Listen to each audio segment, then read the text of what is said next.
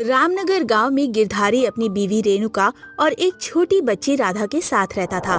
गिरधारी की गृहस्थी अच्छी नहीं चल रही थी। वो जलेबी का एक छोटा सा ठेला लगाता था और उस ठेले के सामने ही एक बड़ी सी मिठाई की दुकान थी, जिसका मालिक रमेश बहुत ही घमंडी था।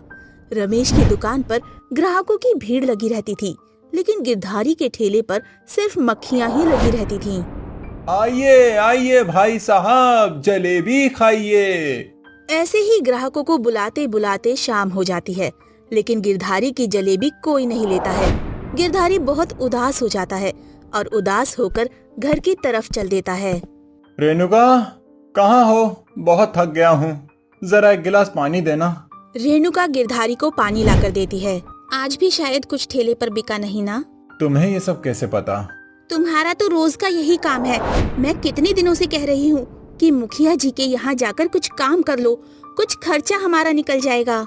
रेणुका, तुम्हें तो पता है ना कि मेरी जलेबी की दुकान पहले कितनी अच्छी चलती थी, लेकिन जब से वो सामने बड़ी सी दुकान खुली है, तब से मेरे यहाँ से कोई जलेबी नहीं लेता। मैं कुछ नहीं जानती। अब से आप ये जलेबी की दुकान नहीं लगाएंगे। इससे हमारा पेट तो भरेगा नहीं। हाँ, हमारा पेट तो नहीं भरेगा, लेकिन मैं ये जलेबी की दुकान बंद नहीं कर सकता, क्योंकि ये मेरे स्वर्गीय पिताजी की दुकान है। तो इसीलिए मैं नहीं चाहता कि इसे बंद करूं। बस थोड़े दिन और रुक जाओ। जब से हमारी शादी हुई है, तब से मैं यही सुनते आ रही हूँ। तुम चिंता मत करो रेणुका, एक दिन सब कुछ सही हो जाएगा। बस करो, तुम ये ध्यान नहीं दे रहे कि हमारे घर एक छोटी बच्ची भी है। अभी तो हमने उसके लिए कुछ किया ही नहीं है। अभी उसकी पढ़ाई लिखाई के भी खर्चे हैं। ये सब कैसे निकालेंगे? मैं राधा को लेकर अपने मायके जा रही हूँ कुछ दिन के लिए। जब तुम ये जलेबी की दुकान अपनी बढ़ा लेना, तब मुझे लेने आ जाना।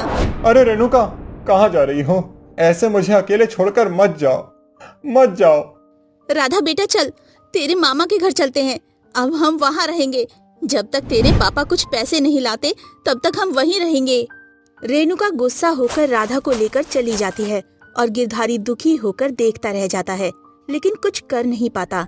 अगले दिन गिरधारी किराने की दुकान पर सामान लेने जाता है।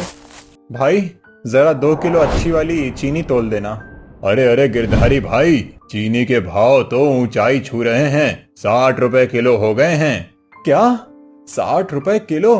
पिछले हफ्ते ही तो मैं लेकर गया था, तब तो 40 रुपए किलो थे, और आज 60 रुपए किलो हो गए। देखो गिरधारी भाई, तुम मेरे पुराने ग्राहक हो, तो मैं तुम्हें बता देता हूँ, मेरे पास पुरानी 40 रुपए किलो वाली चीनी रखी है, लेकिन उसमें कुछ थोड़ी मिलावट है। तुम कहो तो मैं इसे सही भाव लगाकर तुम्हें दे देता हूँ। वैसे भी जलेबी बनाने के बाद पता थोड़ी चलता है कि इसमें कौन सी चीनी का इस्तेमाल किया गया है। नहीं नहीं भाई, मेरे ग्राहक मेरे भगवान हैं। मैं कुछ भी ऐसी मिलावट या खराब चीज का इस्तेमाल करके अपनी जलेबी नहीं बना सकता, और मैं उन्हें धोखा नहीं दे सकता। कोई बात नहीं, तुम ये अच्छी वाली चीनी ही दे दो। तभी उसी दुकान पर रमेश भी चीनी खरीदने आता है। अरे भाई, जरा 5 किलो चीनी तोल दो, और वो पुरानी मिलावट वाली चीनी ही देना जो तुमने पिछले हफ्ते दी थी। मेरे पास इतने पैसे तो नहीं हैं, और ना ही मैं कोई अमीर आदमी हूँ कि मैं अच्छी वाली चीनी खरीद सकूं। रमेश ये सारी बातें गिरधारी को सुना रहा था। और मुझे अपनी दुकान पर मक्खियाँ नहीं करनी, इसीलिए आप मुझे मिलावट वाली चीनी ही दे दो। ये सब बोलने के बाद रमेश खुद में ही गिरधारी के ऊपर हंसने लगता है। दुकान वाले को ये सब देखकर अच्छा नहीं लगता है। भाई, आप मेरी तरफ से कुछ मत बोलो, मुझे अच्छी वाली चीनी ही दे दो। मैं अपने ग्राहकों को धोखा नहीं दे सकता, और उन्हें मिलावट वाली जलेबी नहीं खिलाऊंगा। अगले दिन गिरधारी जलेबी लेकर अपने ठेले पर जाता है, तो उसकी दुकान पर सिर्फ मक्खियों के अलावा और कोई नहीं होता है। वो बहुत दुखी हो जाता है, क्योंकि रमेश की दुकान पर बहुत भीड़ लगी होती है और ग्राहक जलेबी उसकी दुकान से खरीद कर खाते हैं। तभी एक साधु गिरधारी की दुकान के सामने से गुजरते हैं। हे भगवान, कभी तो मेरी सुन लिया करो, कभी तो मेरी मदद करो।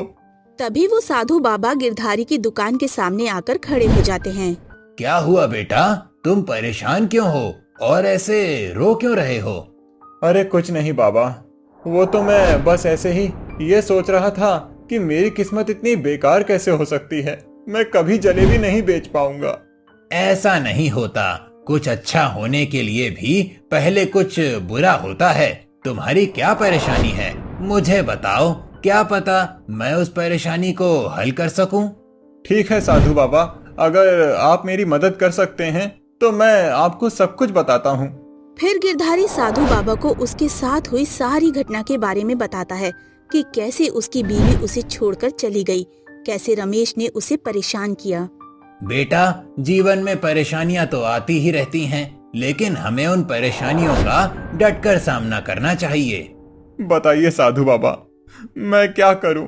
क्या तुम मुझे अपने हाथ की बनी जलेबी खिला सकते हो?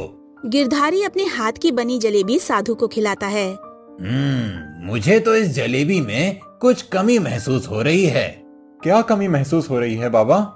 रुको, मैं तुम्हें एक चीज देता हूँ, इससे तुम्हारी जलेबी में जो भी कमी है वो खत्म हो जाएगी। फिर साधु अपने थैले में से एक छोटी सी डिबिया निकालकर गिरधारी को देते हैं। ये लो। बाबा, इसमें क्या है? बेटा, ये जादुई चीनी है। जब तुम इस चीनी को अपनी जलेबी में इस्तेमाल करोगे तब सारे ग्राहक तुम्हारे पास ही आएंगे जलेबी खाने। अब तुम समझे मैं क्या कहना चाह रहा हूँ? जी बाबा, मैं समझ गया। ये लो, इसे रख लो। और ये कोई मामूली चीनी नहीं है, ये जादुई चीनी है। और हाँ, लेकिन एक बात याद रखना कि चीनी का इस्तेमाल अगर कोई बुरा इंसान करता है तो इस चीनी का जादू उल्टा हो जाता है। साधु बाबा, मैं कुछ समझ नहीं पा रहा, आप कहना क्या चाह रहे हैं? वक्त आते तुम्हें सब मालूम पड़ जाएगा। साधु गायब हो जाते हैं और गिरधारी उन्हें ढूंढता रह जाता है। अरे, साधु बाबा अचानक कहाँ गायब हो गए? कहीं दिखाई नहीं दे रहे।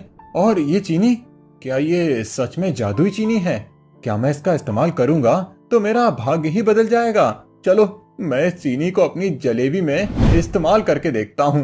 गिरधारी जैसे ही उस चीनी से अपनी जलेबी बनाता है, तभी एक औरत उसकी दुकान पर आती है और जलेबी खरीद लेती है। ऐसे ही धीरे धीरे करके रमेश के सारे ग्राहक गिरधारी की दुकान पर आ जाते हैं। ये सब देखकर रमेश हैरान रह जाता है कि ऐसा क्या हो गया कि गिरधारी की दुकान पर उसके सारे ग्राहक चले गए और गिरधारी की अच्छी खासी कमाई हो गई। अरे वाह, इतने सारे पैसे! आज तो बहुत अच्छी कमाई हो गई।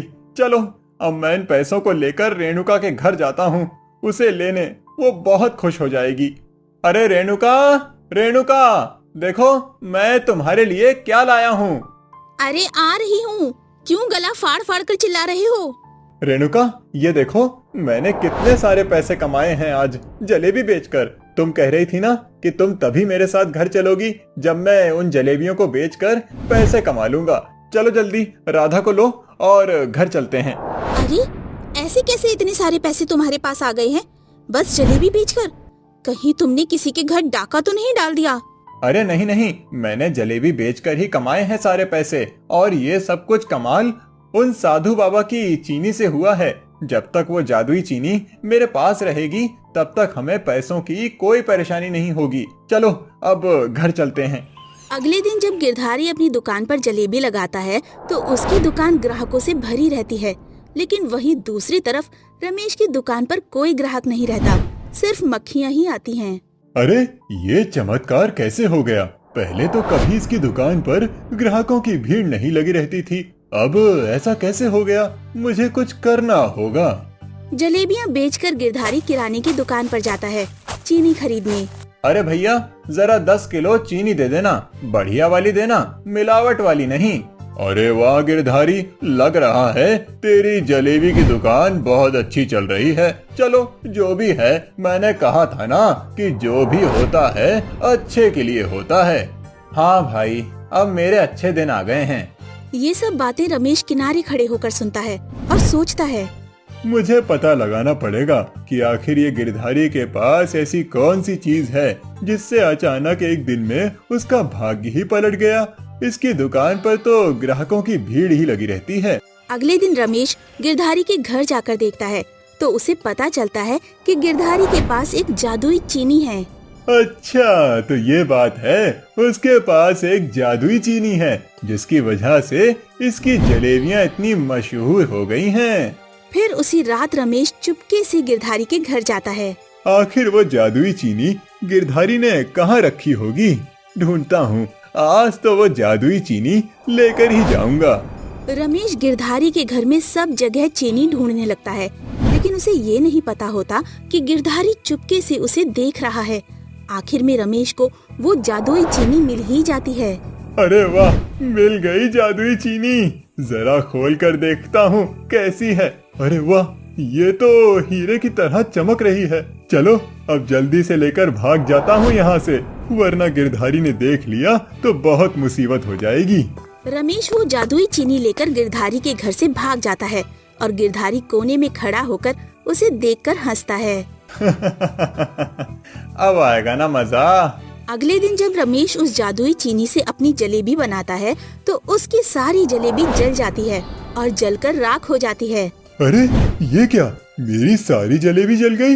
मेरा तो बहुत नुकसान हो गया। गिरधारी इस चीनी का इस्तेमाल करता था तब तो उसकी जलेबी खिल जाती थी और मेरी सारी जलेबी जल गई। बहुत बड़ा नुकसान हो गया मेरा तो। ये सब देखकर गिरधारी अपनी दुकान पर खड़ा होकर जोर जोर से हंसता है। अब मैं क्या करूं? मैं तो बर्बाद हो गया। आखिर मैंने चोरी की ही क्यों?